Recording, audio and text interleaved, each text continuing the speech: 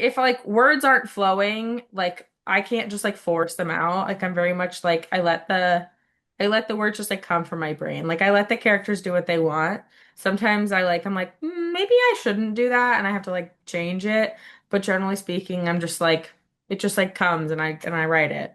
So it's very chaotic, but it works.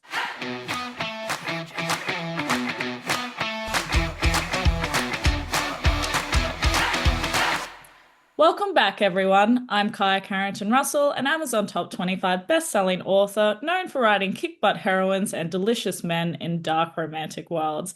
And I have a very special guest for you today. We are talking to an Amazon Top 100 best-selling author known for writing spicy love stories. We are talking to the one and only Jennifer Chipman. How are you today?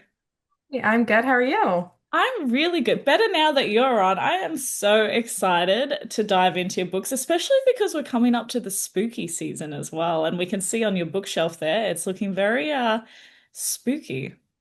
Yes, Halloween's my favorite time of year, so I always love when fall comes and kind of Yeah, get to be entrenched in it. Yeah. I love it. I'm excited to dive into that series. And but first, I want you to take me back to the start of your writing journey. What even got you into writing, and how did you find publishing for the first time? Yeah, so I've been writing creatively for like ever. Like I can remember writing the first like thing in like middle school. But I got back into writing back in 2021. I was writing fan fiction for Shadow and Bone because it was one of my like hyperfixations. And I was like, I used to like write books for fun, and I was like, I should write a book because I'm writing like super long fan fictions. So I quit my job. I was working full time at Disney World actually, and I was like I loved Disney. I loved being a cast member. I was like I need something that like fulfills me. So I quit. I wrote my first book, published it in July of 2022, and then I've kind of like never looked back. So it's been great. This is interesting because that's a gamble. It's always Yeah. a gamble when you throw yourself straight into, especially leaving your job before actually Yeah. writing and publishing. So, how did you go with your mental state around that? Being like, we're going for this, and I need to back myself up and trust in myself 100%. Yeah, it was kind of like sink or swim. It was like I knew that if I stayed working there, that I would say that I was going to do it and never do it. So I was like, this is the most motivating thing to me. I had saved up quite a bit of money. So like before I quit my job, I like paid off my car and like I had my own house. So it was like not quite as like stressful in terms of like, oh my gosh, like if I don't work for a few months, I'm gonna be like on the streets, which was very helpful for me and like my family's really supportive. But it was definitely like I had to force myself to like sit down every day and like write and edit and like get the first book done. Because I think that was the scariest one. And after that, it was just kind of like, yeah, this is what I do now. So, how did you then go with the first one? Because you basically went straight away to full-time author, which can be somewhat jarring for a lot of people, actually, because, when you have a 9 to 5 job or whatever it may be, your day-to-day is already kind of constructed. Whereas when you go full-time, you don't necessarily have to show up every day if you don't want to. So, how did you discipline yourself enough? Like, was there a particular routine that you put in place? And I am sorry, I have so many questions around this. Did Oh, you it's also do okay. a lot of research about the publishing before you quit your job, or did you do all of that research as you gave yourself that full time to fully focus on it? Yeah, I'd been so just like the publishing research wise, like I'd been reading like books on KU. And so I kind of looked into that. I was just like Googling like KDP, how to upload and all that stuff. So that was kind of like all I really had. I don't think I really dove much into like the rest of it until afterwards. Discipline wise, I will say like the thing that was most helpful for me was like coming off of like writing like a long fan fiction where I was like already super like there were like 2 months of my life while I worked a full-time 40-hour a week job where I was like I was writing every night, I was editing every morning, I was publishing a chapter or two a week.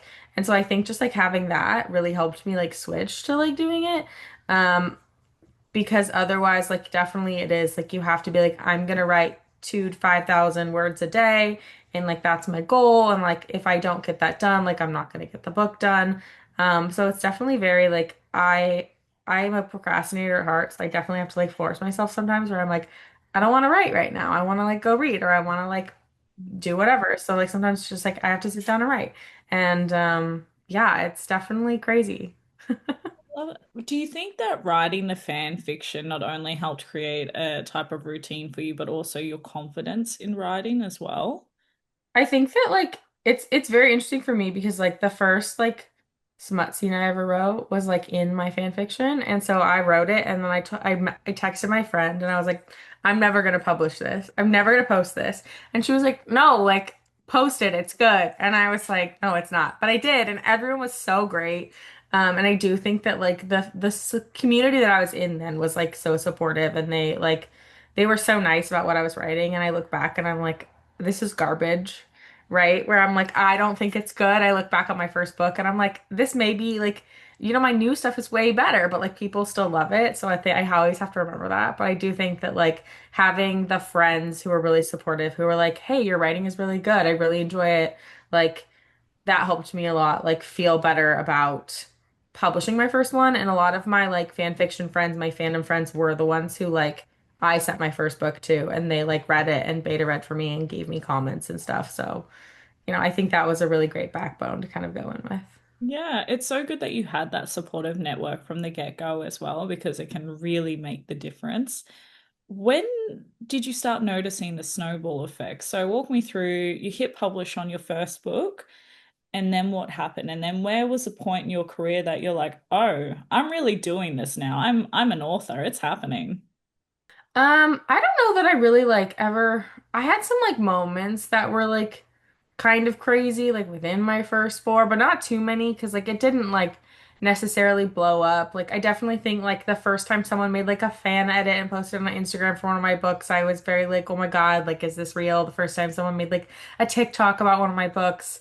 But I think that like the biggest thing for me was like when I wrote Spookily Yours, which is my fifth book, and that blew up. That was very much the moment where I was like, oh, maybe this is like a thing that's gonna like work and like a thing people are gonna love, and like it really has like changed my life. Like that book has truly like done so many amazing things for me. So I think that was the most like the craziest moments are all around that. Yeah, and I think there is, because you write quite a few different genres as well. And I think, especially initially, for a lot of new authors, it kind of takes time to find which lane you feel most comfortable in, or you hit your stride in something, you're like, okay, I'm gonna stay in this for a while and see what it's about and what I can produce in Yeah. it.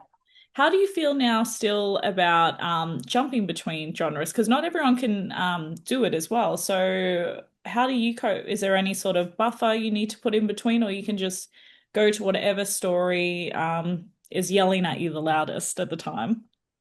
I do feel like I'm a chaos goblin because like I have a lot of people who are like, Jennifer, how do you write so many genres? I'm like, I don't know, I just do.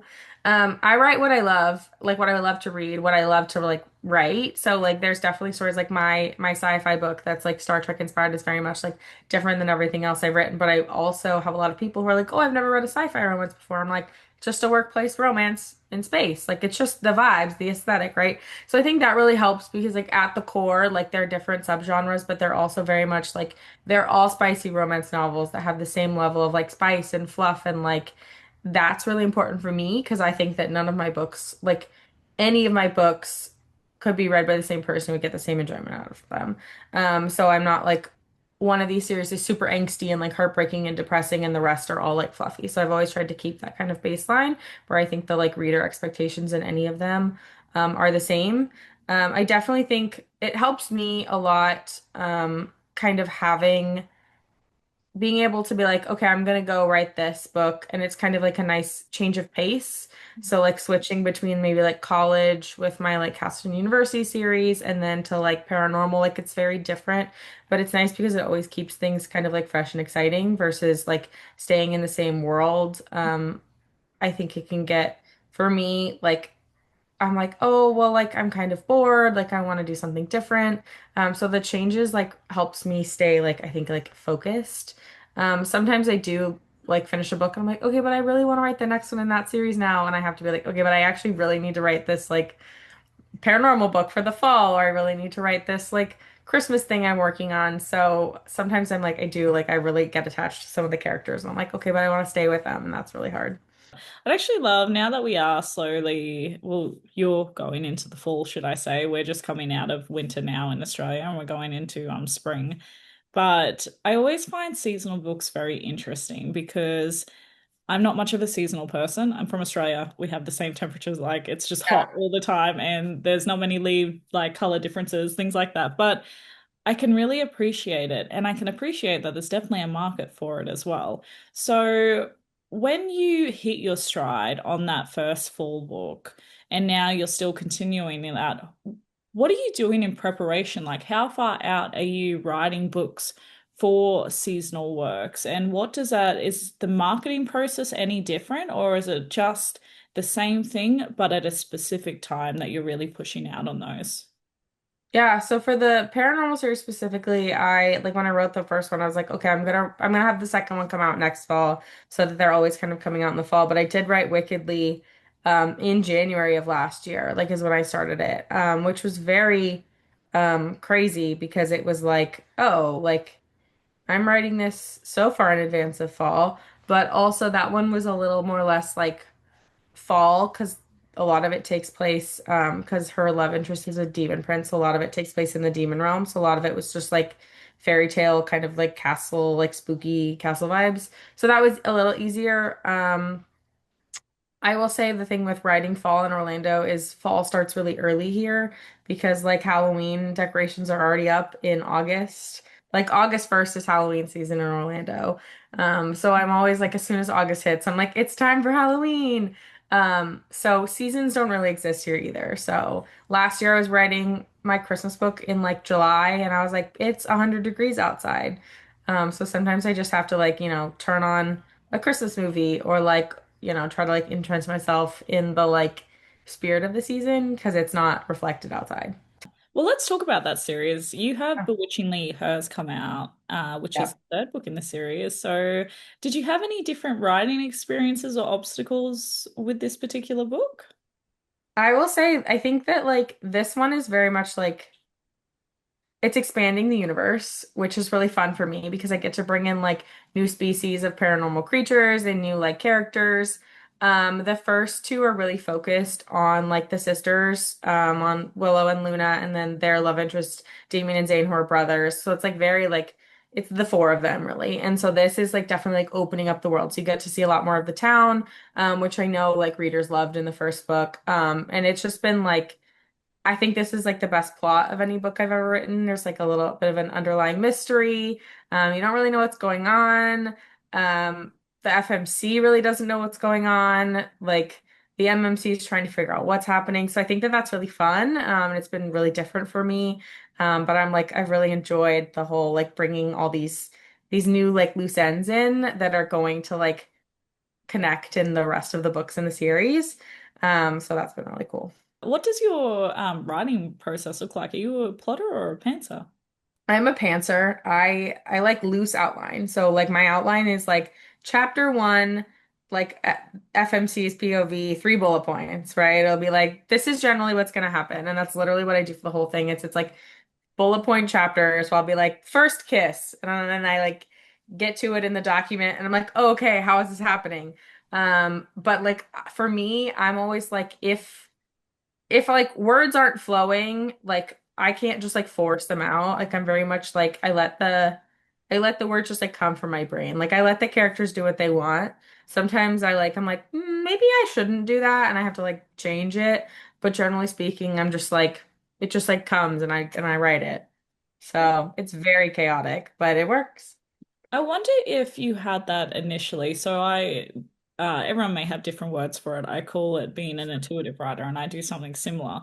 And especially on the days where I just can't write because I'm like, that doesn't feel right in the story. I'm just going to stop and I'm going to pause and I'm going to go for a walk. But when I first started, I would always try and write X thousand words more, and then I would end up having to delete them because they weren't they just weren't it. Do you have something similar to that effect? Sometimes, like a lot of the times, like if I can't, like I hate forcing words because then I do feel like I'm like, I don't like this. I have like rewritten books where I like write it and then I'm like, I hate this. And then I like start over. Like I rewrote the beginning, like 10 chapters of Alchemies 3 times. Like I just threw everything away and restarted 3 times. And because I was just like, I don't like this. This is not good. And so sometimes it's not the greatest, but it all works out in the end. Absolutely. What does your process a whole look like? Because it's not just the writing the books, it's the marketing, it's the admin, it's the new opportunities as well when it comes to like audio and translations and dealing with PR companies and all of the Yep. fun stuff in between. What does your day to day look like? Or are you a chaotic gremlin in that as well? I'm assuming that's probably the answer. So like when I'm like truly like actively writing, which I normally it takes me like a month or two to write a book. When I'm truly like actively writing, I try to like write. If I can start writing early in the day, then I can like be really productive and efficient. Some days where I'm like, I have to ship some orders and I have to do this, then I don't start writing till like later. That's like I will not be as efficient during the day, and I know that about myself. Like if I start at 3 p.m., I will get way less done just like because I'm like, I have no thoughts left in my brain. I definitely think it's a lot to juggle. I try to schedule all of my like social media, like Instagram posts out, like with Meta. I'll like schedule them out as soon as I like have everything created for the book that's coming out next. I'll be like, okay, and here's everything scheduled. And then I have one of my friends runs my like TikTok and will post reels for me, so I don't have to do that. I've been working with Valentine PR and I love them. And that's like great because it saves me so much time because I don't have to worry about, oh, I need to like, figure out who's getting arcs and figure out who's getting like all this stuff. So that's definitely like a lifesaver because I got to the point where I was like, I can do all this myself, but I don't have enough time in the day to write books and do all this. So then it was kind of like, okay, how do I juggle this to kind of maximize my time and use it the most wisely? What would you say your greatest challenge has been so far, and equally your greatest accomplishment? Being in writing slumps for me is really hard because I just like from April till like June, I was in a really bad writing slump and I just like every single word I put down on paper, it felt like I was fighting for it and I just didn't like anything I was writing and like I liked the scenes in the book that I was working on, but overall I just wasn't happy with it and I ended up having to cancel that release and that was really hard for me.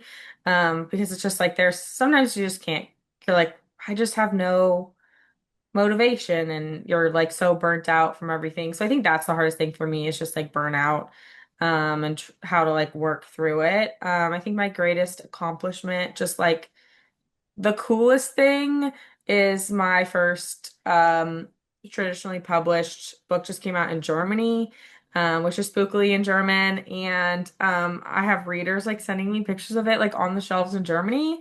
And like that's so surreal to me that like you can walk into a bookstore in Germany and like find spookily yours on the shelves.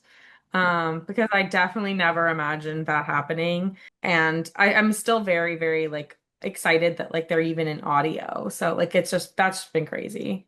That sounds so magical. I do want to touch up on a little bit when it comes to burnout because it is very common amongst Mhm. creatives, especially authors. And Yeah. so I'm curious as to whether you've had burnout multiple times, but also what are the conversations that you're now having with yourself to ensure that it doesn't happen again? Because the reality of it is that the longevity is massive when it comes to burnout. It's not just like, oh, you know what, I'll nap for a week and I'll be fine. Sometimes it takes you out for months, as you were just Yeah. suggesting. So what do you do to make sure that doesn't happen again? One of the things this year is like I've been doing a lot of signing events, which I love. I love getting to see readers. I love getting to see author friends. I have so much FOMO when I don't go to signing things. But next year I've like I decided for like my own mental sanity. I was like, I can't do this many events in a year and write this many books in a year. So I'm only doing, I think I'm only signed up for four next year right now. And that was kind of one of the decisions I had to make to be like, I love these, but I like also need to like put myself first. So I have a few more for this year, and then it'll kind of be like, okay, like let's like make sure I'm like prioritizing me. The other thing is there was a period where I was like punishing myself. Like if I wasn't writing, I wouldn't let myself like go enjoy my like life or like do anything with my family. So I'd be like, oh, I can't go to Disney because I have to write. And I had to like step back at one point and be like, like I'm not having any fun and I'm not letting myself like do anything I like to do because I'm just like so focused on deadlines and like making sure this book gets written. And that was really hard for me because like I don't want to disappoint like my readers, but also I'm like, I need to take care of myself. So that was something that I kind of like sat down with my parents and I was like, I really need to like not let myself do this where I'm like not letting myself have fun, not letting myself like do anything. Because there was a period where I was like, I'm not allowed to go to another hockey game until I finish writing this book. And then like for 2 months, I was like, wow, this is really sad. I miss hockey. So I'm just trying to like not like punish myself if I'm not like getting my words in, basically. Do you know what? It sounds so familiar in so many ways because Yeah.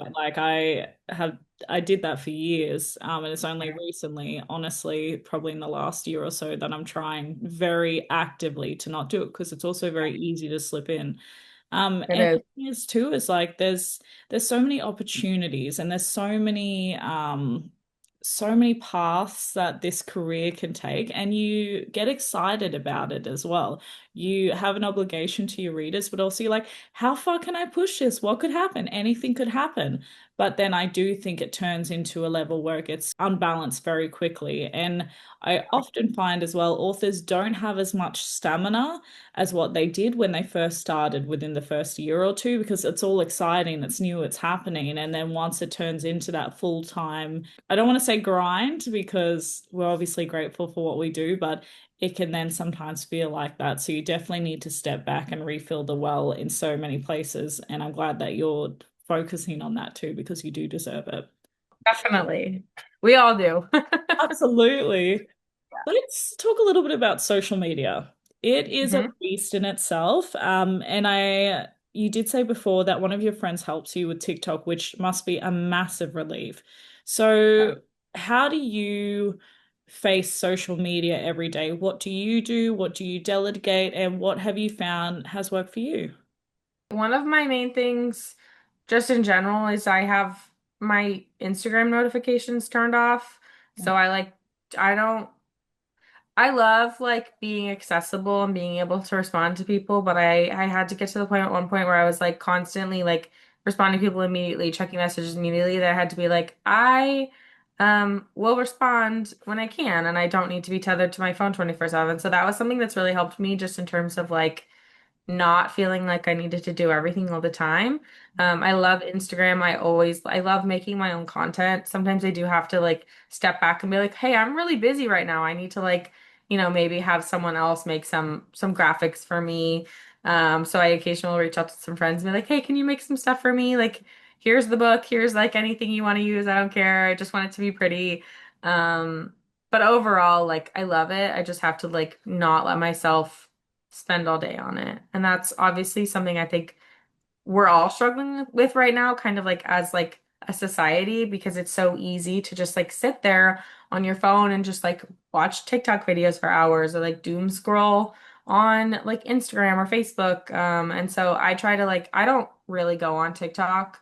I used to pre-COVID, well, I guess during COVID, I was like really I was in the like TikTok cosplay community, so I spent all day on there. And then I got to the point when I started like authoring that I was like, I can't spend all my time on this app. So I hardly ever go on it. I'll like go on every few days and like comment back to people who comment on my videos and like comment on people's videos who they tag me in. But other than that, I'm just like no doom scrolling allowed on this app because I'm like I will never get off of it.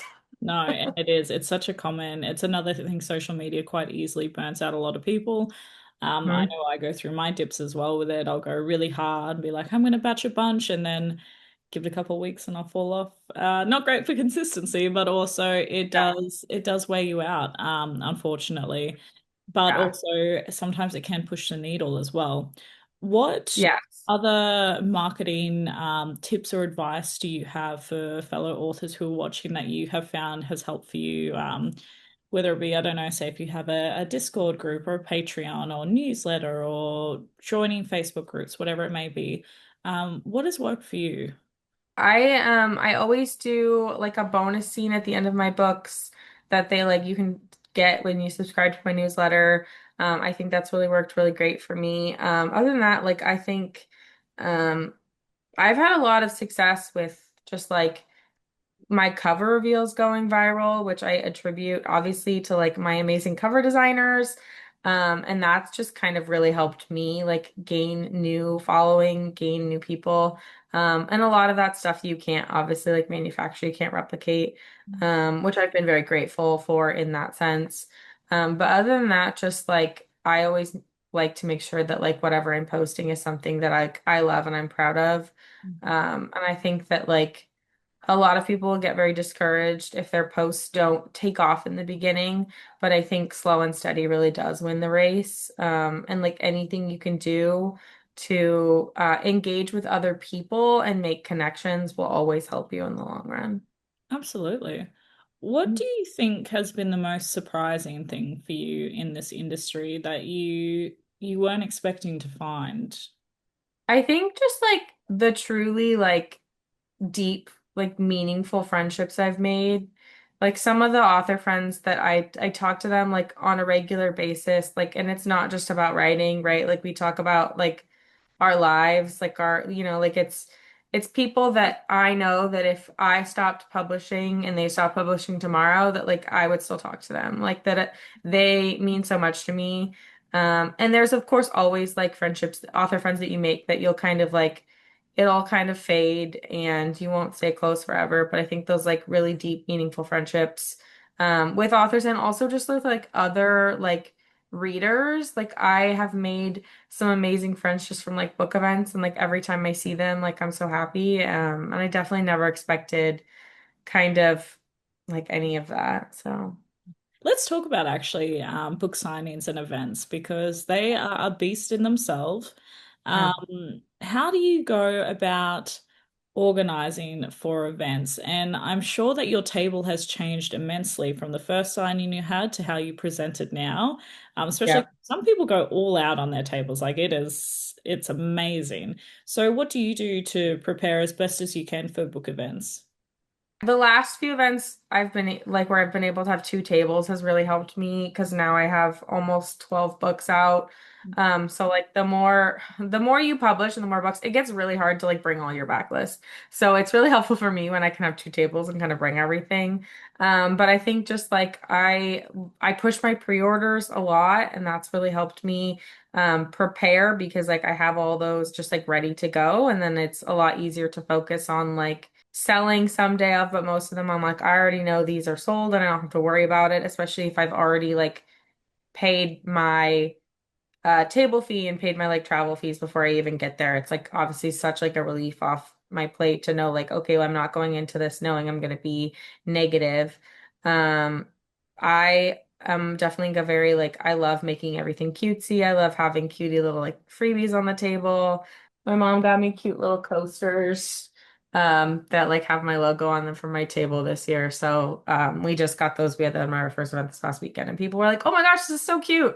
So I love having that little stuff. And then just like having a cute I think especially my brand, like I love illustrated covers. Having that cute stuff kind of like draws people in to come like find about my books. And I've sold so many books that way. So that's always been like, great for me. Amazing. What do you think your so far in your career has been the biggest, I don't want to say mistake because that's such a harsh word, but like stumble or you've taken a gamble on something and it hasn't worked and you think, I'm not going to do that again. Have you had any of those yet? I don't know that I'd say I had anything where I was like, I wouldn't do that again. I mean, I definitely think that I've had some things that I've tried just in general where I was like, okay, maybe that didn't work this time, but like I could always try it differently in the future. But I don't think I've had anything specifically where I was like, well, that was like an epic fail, so like no point in continuing that. Um, like even my like series that I will say like has like performed um like the least amount in terms of like page reads and sales, like I'm still like I love this, I'm gonna continue it and like hope that it gains the traction like that I think it deserves like as I go. So nothing really like big. That's good. That's so good. Yeah. I'm like, please don't trigger any trauma in this question. So this is a Yeah. good answer. Yeah. What's your largest goal? What is the dream that you were chasing as an author? The bigger, the better. I don't know that I have like one really big goal. I have some like little goals. Like I've been in like Fake Rate and I've been in like another like small book box, but I would like I always am like I want to do more like collaborations with like book boxes. I'd love to be like Fairy Loot or Bookish Box is like the dream because I just love like I've had their subscriptions forever. So like I'd love to do that. I'd love to get all my books into audio. I'd love to get all my books like into like foreign rights, um, anything like that. I'd love like to get one of my books turned into a movie. I think that'd be so cool. But I don't think I have like one big overarching goal. I just have a bunch of things where I'm like, this would be really cool if it happens, and if not, like that's okay. I'd love to be, number one in like the whole Amazon store. Like that would be amazing. That's like kind of like I think the biggest dream I would say maybe right now. Yes, I'm excited for it. Yeah, fingers crossed. Maybe one day. Do you know what? We'll get you on in a couple of years and see where you're at. I bet it's happened. Yeah. What is coming up? What do we need to know and be on the lookout for? So obviously we know Bewitchingly Hers is coming out at the end of September. That's the third book in the Witches of Pleasant Grove series. And then I'm working, hopefully I'll have a Christmas novella out this year. We'll see. I'm working on another hockey book that I like love. They're like so in my brain. I like can't wait for everyone to meet them. And I'm working on a few other like sequels to my other series. I'm very like Chaos Goblin right now with my like publishing timeline, so I don't really know exactly what's going to come out first. But definitely lots to look forward to. Yes, I'm so excited. Well, thank you so much for joining me today and watch this space. We might get you on in a couple of years and see where you're at. Yeah, absolutely. Thank you. All right. Bye, guys. Bye.